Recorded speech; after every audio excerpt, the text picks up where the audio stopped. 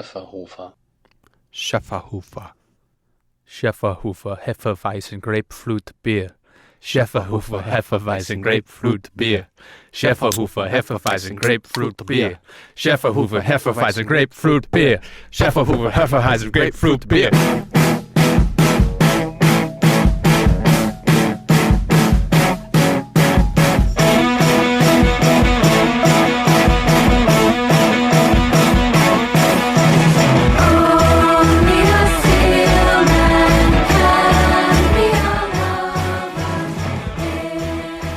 Schöfferhofer Hefeweizen Grapefruit.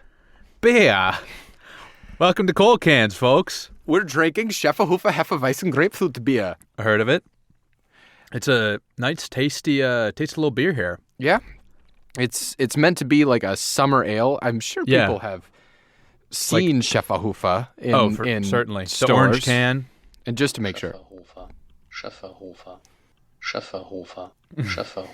Okay, well, I think we've got it. Yeah, the big, tall, orange 16-ounce cans of Schöfferhofer Hefeweizen. Mm-hmm. It's 2.5% alcohol. Putting me on my ass. One silo, and I'm falling out of the booth at brunch. Yeah, it gives you a little bit of a mimosa taste to it. Yeah, I think it is. Yeah, it's definitely got that to it. So they're self-proclaimed the world's first Hefeweizen grapefruit beer. Best served cold, perfect casual brew to cool you off during the summer, but it can be enjoyed all year round. Don't think that you can't buy our product in the fall or the winter. Year-round availability, and you should also buy it year-round. Keep it on store, put it in the cellar, bring it out summertime. It's a true 50-50 blend of total refreshment made from 50% Schöfferhofer Hefeweizen and 50% carbonated juice. So does that mean that there is, and I just don't know about a Schöfferhofer, just the Hef? Do they have something that is standalone, the Hefeweizen? I don't know. I've never seen it in a store. I've never seen it. Their website certainly does not seem to indicate that it I think they know exists. the market, at least in America, that they want to attack, which is the people that are looking for essentially a mimosa in a can. I like it. I love mimosas. I'm a mimosa man. Any beer with like a citrusy ting to it. Yeah, I'm on board there. Like I can't let you just say you're a mimosa man and not analyze it further. So whenever it's the debate between a Bloody Mary and a mimosa, you're always mimosa man, regardless? I have the easy answer of I can't stand tomato juice. So a Bloody Mary is just kind of out on me. I've tried on multiple occasions, and the Bloody Marys are doing the thing where they have like the pickle smear and the beef jerky and the dead baby cheeseburger. And the cheeseburger. And also, you went to the 13th level before I got to the third level there. But that always intrigues me when I see somebody ordering that at a bar in Las Vegas or something. Right? But I don't like. It can't the even taste. stand under its own weight. Yeah. It's collapsing. But I gravitate towards the mimosa, which tends to be overpriced unless you're getting some sort of unlimited happy hour special for a day drinking primer. Yeah. The best way to start off the day, unlimited mimosas. You're going to have a productive Sunday. Yeah. You're hungover till Thursday. But this beer approximates that feeling pretty well. I really dig it. It is 2.5% alcohol. And it's only half. It doesn't taste alcoholic at all. Yeah. It also doesn't have. I guess maybe this is the genius behind it. It doesn't have like that grapefruit bitterness to it because it's enhanced. Because there's 40 grams of sugar. The beer, and because they load this fucking thing with sugar. Our old friends at Beer Advocate, I would think would shit all over this basically half beer, but they give the BA score of this one as 80. Good. I think the fact that it's from Germany probably plays a little bit into that. Like they won't poorly write a German beer. Yeah, I guess. They're funded by Angela Merkel. It goes deep into Angela Merkel's pocket. Oh no, Jesse Ventura's back. He's back. But like even the beer bros of Beer Advocate seem to enjoy this beer. I don't know. I agree with them. I'm just like kind of shocked that people who really appreciate the intricacies of beer. I think knowing what it is and what it's supposed to be is what it's all about. Like you're out in summer on a summer day, hot summer day, you're outside and you have one of these and it's nice and refreshing. And actually, the Schöfferhofer.us website Schöfferhofer has a a portion to it that is, so they have 4 sections on their website. What's happening? This is like just their social media. That's how German guys try to talk to Americans. What's happening? What's happening? Hey, what's happening? Schöfferhofer. The product Good itself. German accent there. Thank you. It's the best I can do. The product itself, where can I get it? Which is kind of strange. Find a Schöfferhofer grapefruit near me. Kind of anywhere is the answer. But then they have a section of their website called Rooftop, which is just apparently to find rooftop bars near you. That said, accessing it appears to just be New York City. So, not really a they're lot implying, I guess, that this is great to have. That's outside. what I was trying to say. Yeah, It's a summer beer. This is what you should order if you're on a rooftop with your buddies. Also on their homepage, it says Schöfferhofer Grapefruit, a proud partner of the movie Snatched in theaters May 12th. Why is that a branding?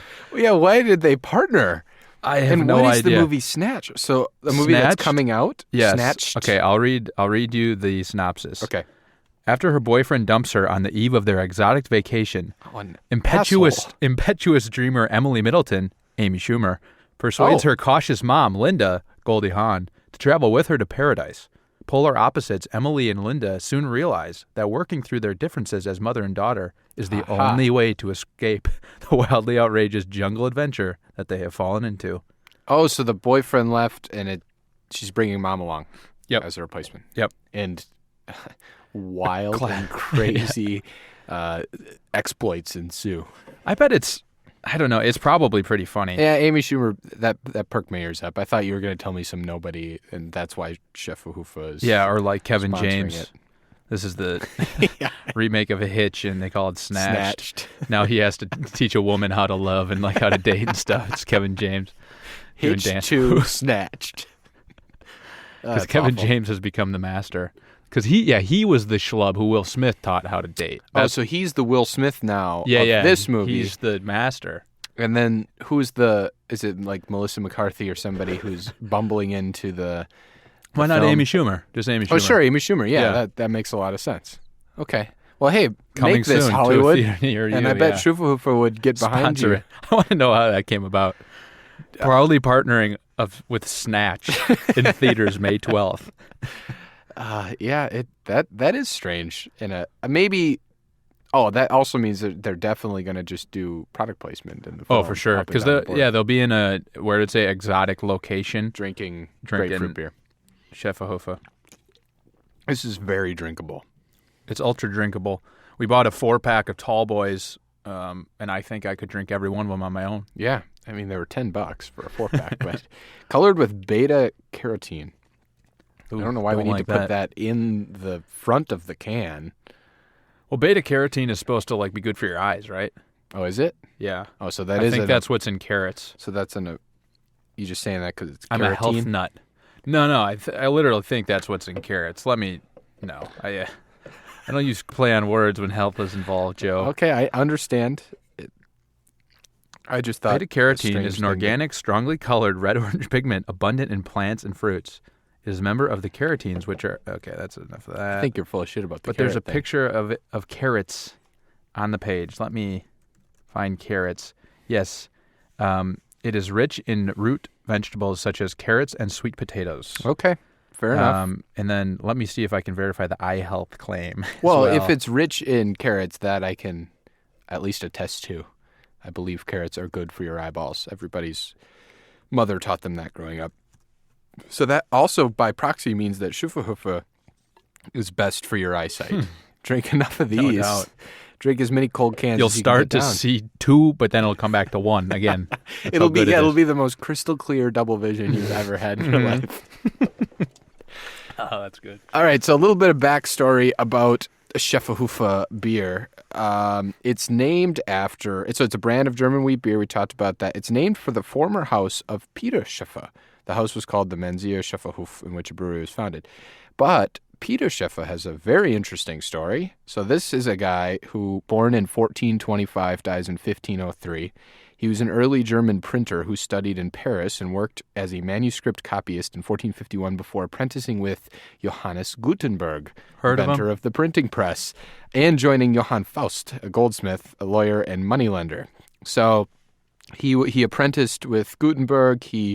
I don't know, looks like he has some famous works. He obviously helped with Gutenberg's reproduction of the Bible, and yeah, he just kind of had this seemingly innocuous sort of professional, actually, doing well for himself and leaving behind a proud house.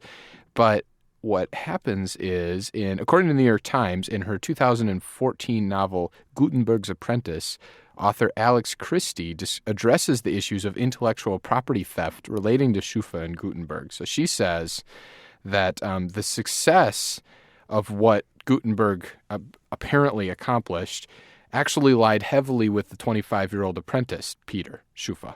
So Peter Schöfferhofer was working as a scribe in Paris until his foster father, a financial backer of Gutenberg, calls him home, says, be this apprentice. And basically, Christie depicts the vainglorious Gutenberg as full of caprice, willing to print anything, doggerel prophecy, letters of indulgence, in pursuit of a fast buck. Schöfferhofer, in turn, is the wunderkind in her book, who endures his master's abuse and creates essentially the letter forms that give the Gutenberg Bible its central artistry and what basically make this thing what it is. And Gutenberg was actually just out for the recognition. Mm-hmm. I mean, someone's got to pay the bills. I'm Team Gutenberg here. Fair enough. Steve Gutenberg. He was the Steve Jobs of the printing press world. Yeah. No, that is an interesting background. And then this beer was just named after him because he was his house. Yeah, basically. He was influential enough because he was his apprentice.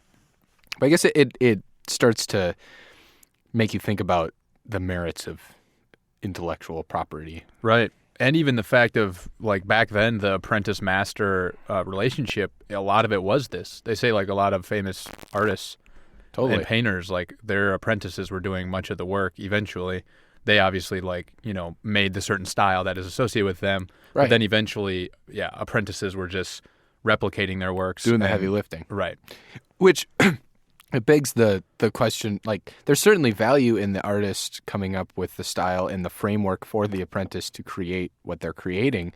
But there's also an entire question of whether intellectual property at all is valid. So we were kind of discussing copyright, this. yeah. And we were discussing, like, what essentially what the copyright or what patents were created for in the first place. And the idea behind a patent is that I make the Gizmo widget and I spend 2 years making it, and that 2 years is a startup cost that you shouldn't just steal from me once I make said Gizmo widget. So the idea behind a patent is to protect that startup cost. But obviously that creates this whole economy of patent trolls and people that are abusing what it is essentially can be an ambiguous law of patents. Yeah, so one of the more famous offenders of these laws is Disney, who's been behind a lot of the efforts to extend copyright for corporate works and things like that. Reading here is back in 1984 that their patent over Mickey Mouse was set to expire, and that's when they began lobbying heavily for changes to the Copyright Act. And then in 1976 there was an overhaul. Pushed the extension out to 2003.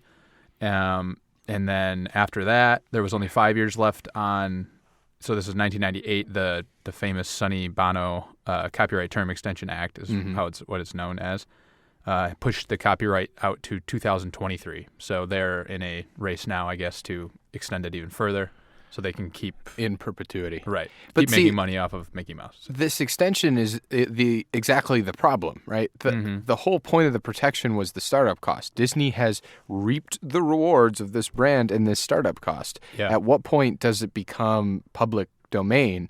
I know what point it legally becomes public domain, but actually, like, value-wise, this seems like another abuse. And this is kind of this whole notion of, like, the remix culture, which is just that... derivative works aren't bad. Everything is derivative. Man created fire and then we went from there, that kind of thing. Like, there's nothing that is truly 100% original and inspired, and that doesn't have to be. We're all building on the shoulders of what came before us. Right, and we bring our own influences and original ideas too into these new existing things. Like a lot of things Like there's the famous story of Steve Jobs going into the Xerox headquarters back in the day, seeing all the stuff they were working on, taking it out and then making it at his own company at Apple. Yeah. Because Xerox didn't really know what they had. They didn't know how to like turn it into something like Steve Jobs did.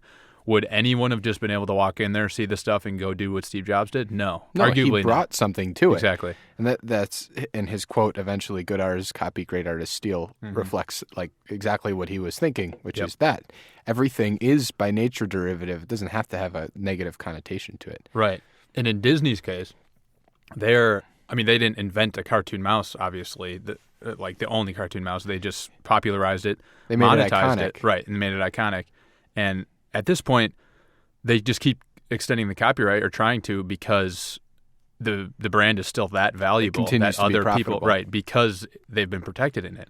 It's kind of a weird system where as long as you keep pushing it out, then they have more and more incentive to keep pushing it out even further and further and further, and it will never come into the public domain. Right, at that point, why not make it indefinite? There's somebody profiting off of the act of pushing it out, which is all inefficient. Yeah. And they're probably all in on the song and dance, like congressmen and like lawyers and stuff. Like they won't get another job if they put it out in perpetuity. So they'll, let's do 30 years and then come back to this later. Yeah, we'll come back to that. But it's not coming back to it. It's coming back to just do the logical next step. Yeah.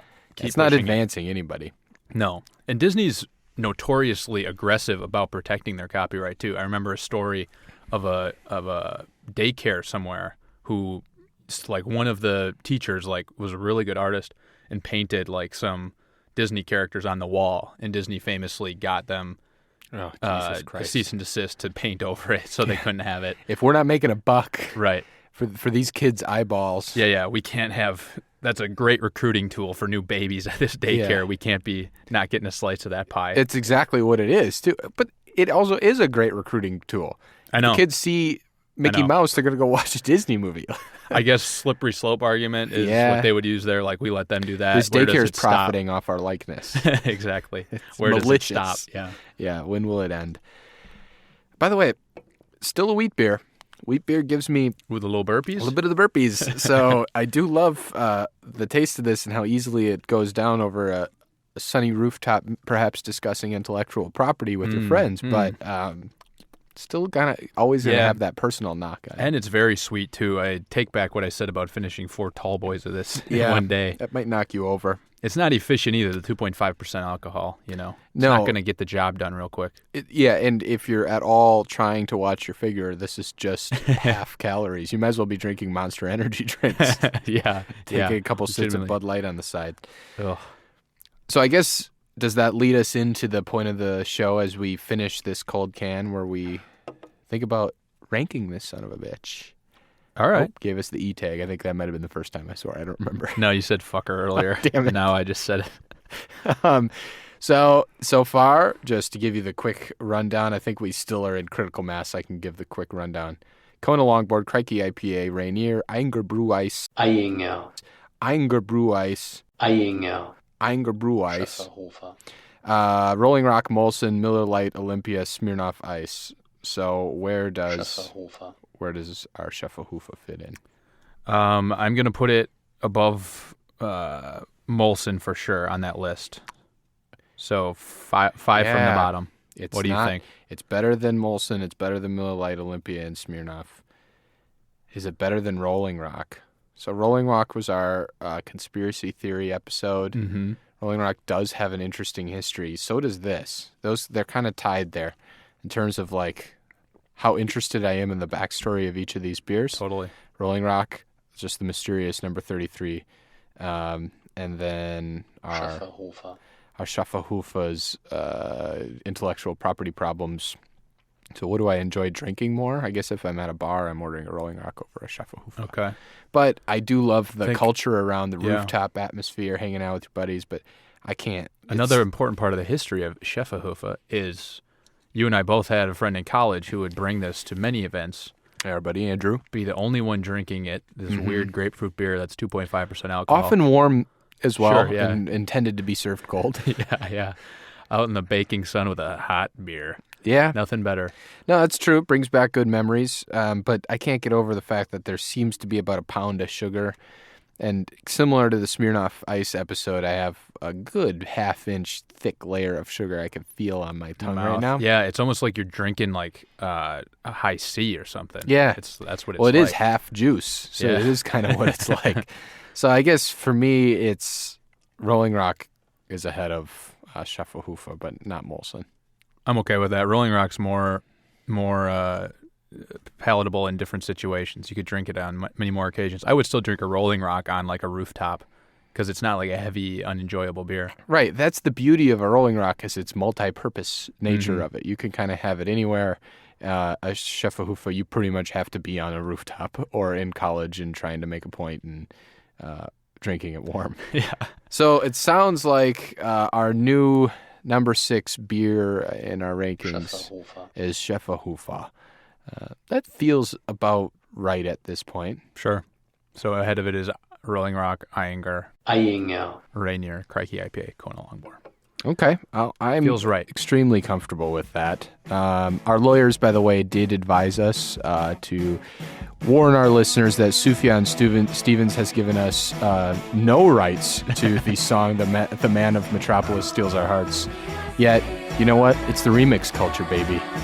Derivatives.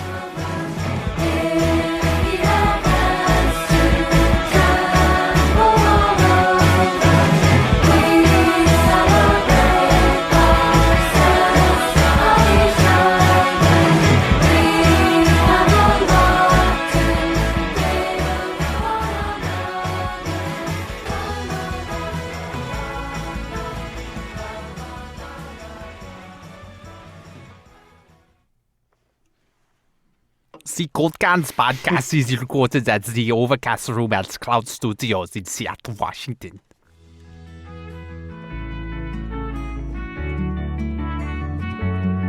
The Cold Cans podcast is recorded in the Overcast Room at Cloud Studios in Seattle, Washington. Visit cloudstudiosseattle.com